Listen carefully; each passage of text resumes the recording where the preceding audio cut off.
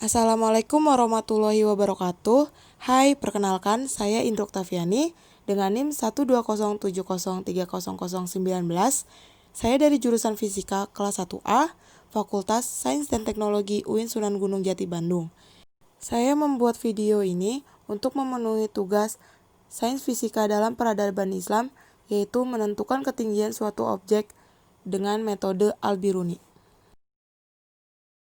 Teori dasar Al-Biruni yang bernama lengkap Abu Al-Rayyan Muhammad Ibnu Ahmad Ibnu Al-Biruni lahir di Kats, Khawarizmi, Iran, tahun 973, meninggal tahun 150 Masehi. Menyusun metode perhitungan ketinggian H vertikal gunung, yaitu melakukan dua pengukuran sudut dari posisi berpijak ke arah puncak gunung, θ1 dan θ2, dengan menggunakan rubuh mujayyab dan pengukuran jarak antar sudut yang disebut dengan D. Objek yang saya amati adalah tiang listrik dan pohon.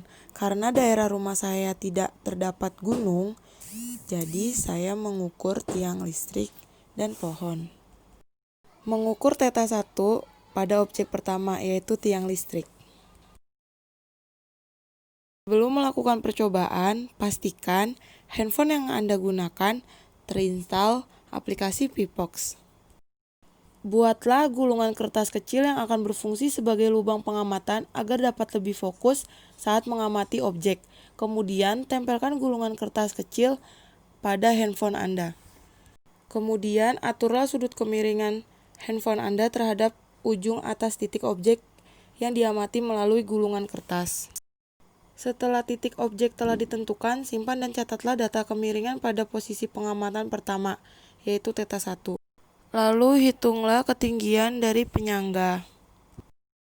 Kemudian bergeraklah ke depan terhadap posisi pertama pengamatan dan mendekati objek yang diamati pada jarak tertentu. Kemudian tandai lantai posisi pengamatan kedua menggunakan batu.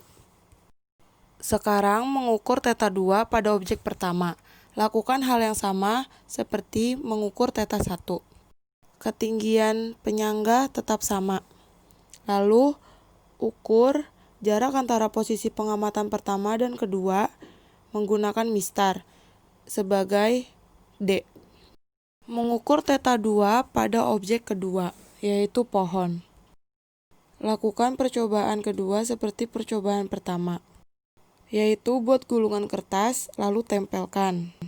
Kemudian atur sudut kemiringan handphone terhadap ujung atas titik objek yang akan diamati melalui gulungan kertas.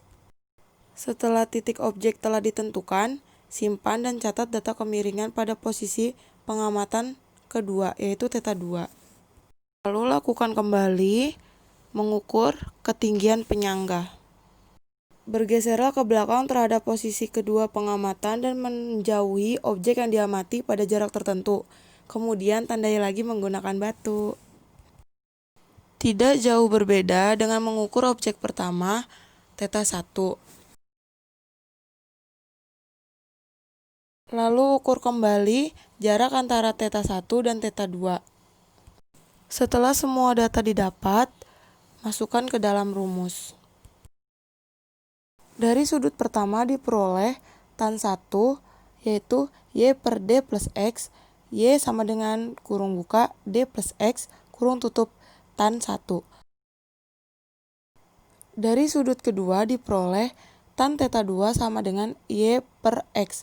Y sama dengan X kali tan θ2.